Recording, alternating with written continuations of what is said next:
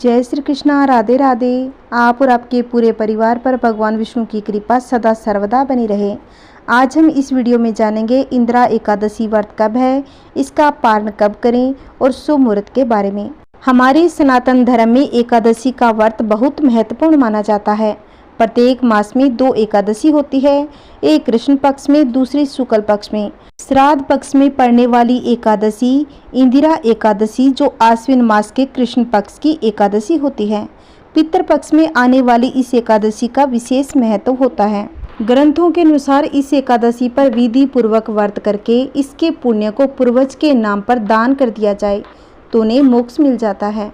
व्रत करने वाले को वैकुंठ की प्राप्ति होती है। पद्म पुराण के अनुसार इस एकादशी का व्रत करने वाले व्यक्ति के 7 पीढ़ियों तक के पितर तर जाते हैं। इस एकादशी का व्रत करने वाला भी स्वयं मोक्ष को प्राप्त होता है। इंदिरा एकादशी का व्रत करने और भगवान विष्णु की विधि पूर्वक पूजा करने से वैकुंठ धाम की प्राप्ति होती है। पुराणों में बताया गया है कि जितना पुण्य कन्यादान, हजारों वर्षों की तपस्या, उससे अधिक पुण्य एकमात्र इंदिरा एकादशी व्रत करने से मिल जाता है। इस एकादशी के दिन घी, दूध, दही और अन्न का दान करना चाहिए। इस तिथि पर जरूरतमंद लोगों को खाना खिलाना चाहिए। ऐसा करने से पितर संतुष्ट होते हैं।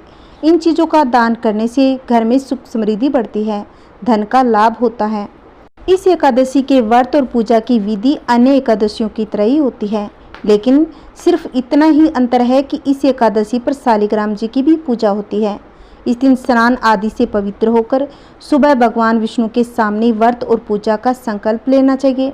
अगर पितरों को इस व्रत का पुण्य देना चाहते हो तो आप संकल्प लेते समय इस प्रकार बोलें, इंदिरा एकादशी व्रत रखकर उसका पुण्य अपने पितरों को दान कर रहे हैं।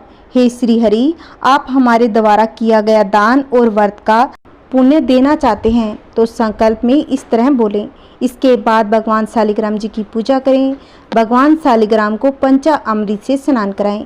पूजा में अबीर, गुलाब, अक्षत, यज्ञोपवीत फूल होने चाहिए। इसके साथ ही तुलसी पत्र जरूर चढ़ाएं। इसके बाद तुलसी पत्र के साथ ही भोग लगाएं। इस बात का खासकर ध्यान रखें कि तुलसी दल एकादशी के दिन नहीं तोड़े जाते, तो आप 10वीं तिथि के दिन ही तुलसी दल तोड़ कर रख लें तो आप इसको भोग में शामिल कर सकते हैं। इसके बाद पंचामृत वितरण कर ब्राह्मणों को भोजन कराकर दक्षिणा देनी चाहिए। इस दिन पूजा तथा प्रसाद में तुलसी की पत्तियां यानी तुलसी दल का प्रयोग अनिवार्य रूप से किया जाता है। श्राद्ध के दिन कुछ नियमों का भी पालन करना चाहिए। व्रत का आरंभ करने से पूर्व 10वीं तिथि में पवित्र नदी में तर्पण करें। स्नान करने के बाद ब्राह्मणों को भोजन करवाकर स्वयं भोजन करें। 10वीं तिथि को सूर्यास्त के बाद भोजन नहीं करना चाहिए। उसके बाद अगले दिन एकादशी तिथि में सुबह जल्दी स्नान करके व्रत का संकल्प करना चाहिए। फिर श्राद्ध तर्पण करें, फिर से ब्राह्मणों को भोजन करवाएं। उसके बाद अगले दिन द्वादशी तिथि में दान दक्षिणा देने के बाद ही व्रत का पारण करना चाहिए। ऐसा करने से पूर्वजों को मुक्ति मिल जाती है और उनकी आत्मा को शांति मिलती है। आइए अब जान लेते हैं एकादशी व्रत के शुभ मुहूर्त के बारे में। एकादशी तिथि प्रारंभ होगी 27 सितंबर वार शुक्रवार दोपहर के समय 1:22 पर।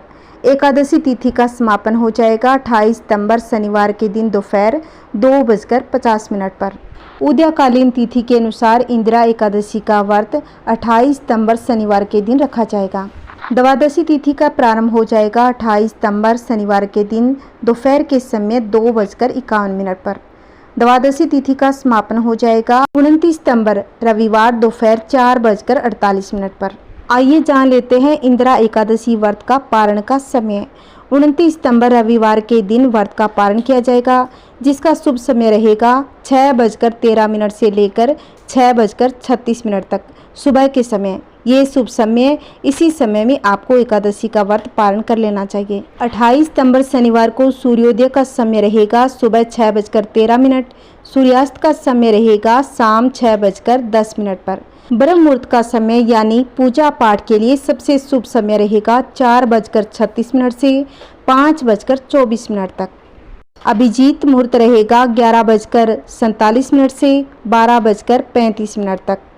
शाम का समय रहेगा 6:10 से 7:22 तक। बड़ा शुभ समय है। इस समय में आप एकादशी व्रत की कथा पढ़ सकते हैं, भगवान विष्णु के मंत्रों का जप कर सकते हैं, तुलसी देवी की पूजा कर सकते हैं। एक और तुलसी जी में दीपक भी जलाना चाहिए। परिक्रमा के साथ कथा कहानी सुनी चाहिए। जय श्री कृष्णा, राधे राधे। अगर आपको मेरी यह जानकारी अच्छी लगी है तो प्लीज़ आप इस वीडियो को ज़्यादा से ज़्यादा शेयर करें, लाइक करें और कमेंट में जय श्री कृष्णा अवश्य लिखना। अगर आपने अभी तक मेरे चैनल को सब्सक्राइब नहीं कर रखा है तो प्लीज़ मेरे चैनल को सब्सक्राइब करें, जिससे आपको आने वाली वीडियो की नोटिफिकेशन मिलती रहेगी। जय श्री कृष्णा, राधे राधे।